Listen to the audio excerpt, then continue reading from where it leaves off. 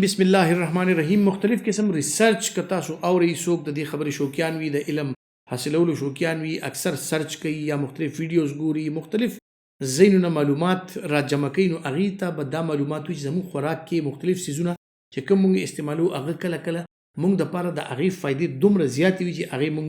تصور هم نشو کولی. لکه پیاز باره کې ما یو ویډیو کړې ده چې پیاز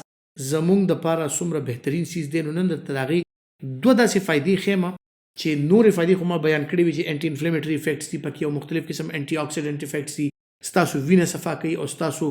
د وینې یو فلټر دی، وجود ورسره ښه وي، هاضمه ورسره ښه وي، داسې مختلف څیزونه دي. خو که تاسو وګورئ په پیاز باندې چې کوم ریسرچ کېږي، نو هر قسم ته کینسر چې کوم په وجود کې وي، خصوصا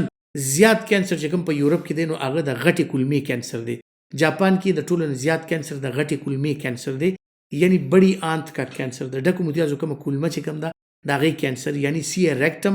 او سی کولن. نو په دې کې دا ریسرچ شوی دی چې یاره که چاته داسې مسلې وي، د چا په خاندان کې مشرانو کې څوک په فیملی کې داسې تیر شوي وي چې هغې ته د کولمې د کینسر او دا مسلې وي، او دغه خلک بیا په دې یره کې وي چې یاره زما خانداني دا یو څیز شته، زما خاندان کې مختلفو خلکو ته شوی دی، خدای دې ماته نه وکړي. نو هغه کسانو دپاره چې کوم دی پیاز یو داسې څیز دی که تاسو یې استعمالوئ، نو دا هغه ریسپټرز چې کوم په کولمه کې دي په هغې باندې اثرانداز کېږي، او دې کې چې کوم کیمیکلز دي، مختلف داسې څیزونه دي چې د کولوریکټل کارسینوما یعنې د غټې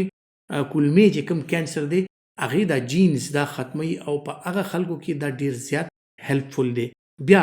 نوی ریسرچ په یورپ کې چې شو، خصوصا په زنانو کې، په هغه زنانو کې چې چاته د بچهدانۍ کینسر و، نو هغې کې بیا دا خبره ثابته شوه چې یار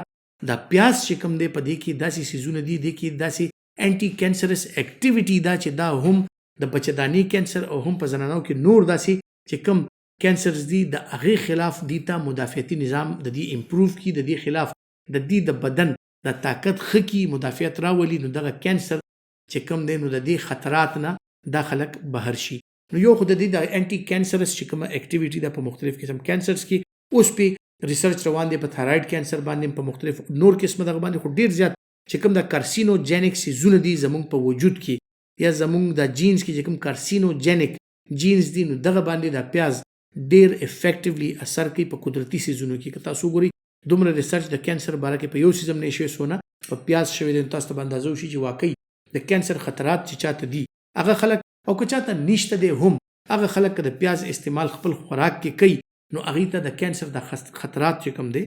دا ورسره کمیږي. بیا نور باقي پیاز کې چې کوم خصوصیات دي تاسو ته ما مخکې هم ویلي دي، په بل ویډیو کې هم د دې خبرې ذکر او تذکره شته چې تاسو ته هغې نه پوره ډیټیلز حاصلولی شي چې دې کې نور څه فایدې دي. خو دا نوی چې کوم د کینسر باره کې ریسرچ دی په دې کې ډېر فایدهمند څیز دی. او بیا هغه کسان چې کومو ته د بلډ حوالې سره مسلې دي، یعنې چاته هیموفیلیا ده، چاته چې کوم دی داسې نور قسمه مسایل د بلډ کلاټینګ حوالې سره، یا د دې وینه ډېره نری ده یا د دې وینه تیک ده، گاړه ده، او هغه وینه چې کوم دی بار بار کلاټ کېږي او دې ته مختلف قسم مسلې، یعنې زړه کې د سټنټ لګېدو،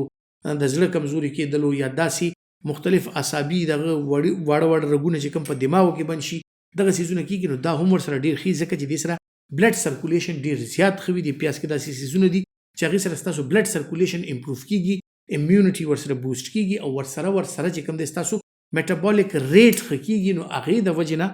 دا چې کوم دی نو ستاسو صحت لپاره ډېر زیات ضروري دی. اوس که تاسو وګورئ که هر طرف ته دی، که یورپ دی، که ایشیا ده، که افریقا ده، چرته هم چې وي، نو پیاز یو داسې څیز دی چې په خوراک کې د دې استعمال ډېر زیات دی په ټوله دنیا کې، هم په سلادو کې استعمالیږي، هم زموږ کټوای کې استعمالیږي. نو که په سلادو کې د دې استعمال وشي، که هغه شین پیاز دی، که هغه وچ پیاز دي، د دې فایدې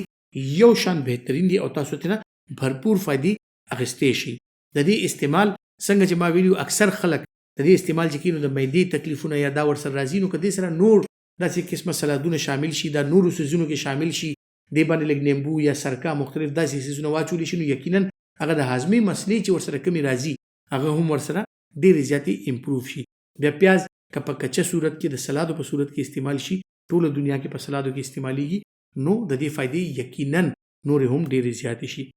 عزتمندو داسې نور څیزونه هم دي چې کوم زموږ په روزمره زندګي کې موږ سره موجود وي، خو د فایدو یې موږ ته پته نشته. نو انشاءالله د هغې فایدې چې کوم میډیکلی پروون دي، کوم باندې ریسرچ شوی دی، زه به ستاسو مخې ته راوړم، زه به انشاءالله ستاسو معلوماتو کې دا اضافه کوم. چینل لایک ضرور کړئ، دا ویډیو شیر ضرور کړئ او خپل ډیر خیال ساتئ. الله پامان.